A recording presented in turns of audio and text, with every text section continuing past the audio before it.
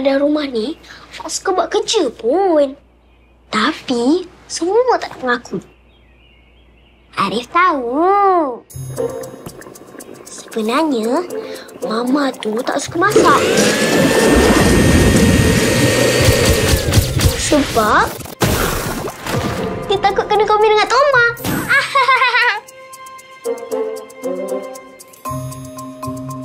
Kak Yan pula, sebenarnya dia alergik dengan baju raya. Sebab dia tak pandai gosok.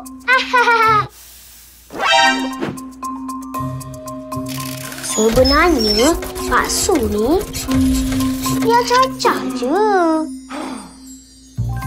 Mana dengan pelayar pun dia tak tahu.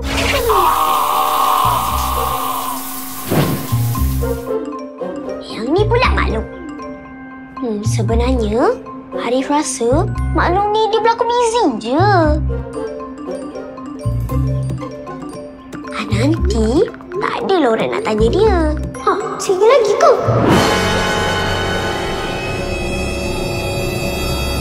Arif, sini je. Sini.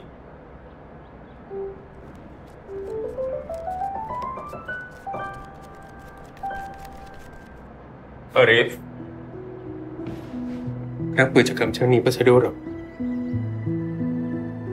Tapi, semua cakap betul lah, Abah. Kita kan kena jujur. Abah faham. Tapi Arif tahu tak? Walaupun ibu penat memasak, dia tahu air tangan dia penuh dengan kasih sayang. Barulah makanan kita akan jadi lagi sedap. Kakak tetap gigih gosok baju. Sebab dia nak kita jadi keluarga yang paling sigap dan ceria di hari raya. Pak Su pula, walaupun dia tak berapa nak cakap, dia tetap cuba untuk baiki segala yang mampu.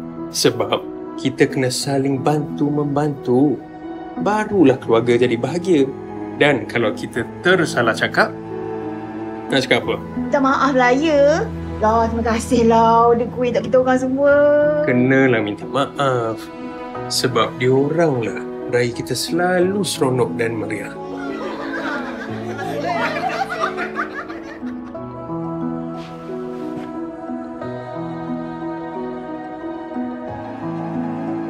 Arif minta maaf. Arif tak tahu pula yang Arif tersalah cakap. Tak apa, Arif. Nanti Arif pergi minta maaf kat diorang. Okey? Arif nak tolong Abah tak? Nak. Nak?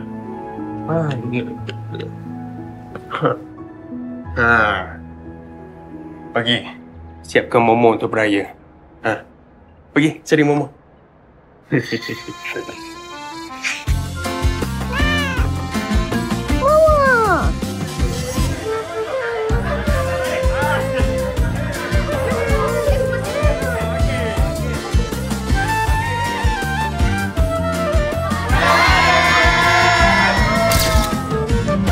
Selamat Hari Raya Aidilfitri.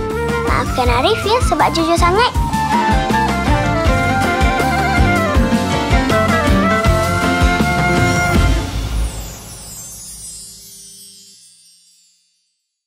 Selamat Hari Raya. Maaf Sahih Batin.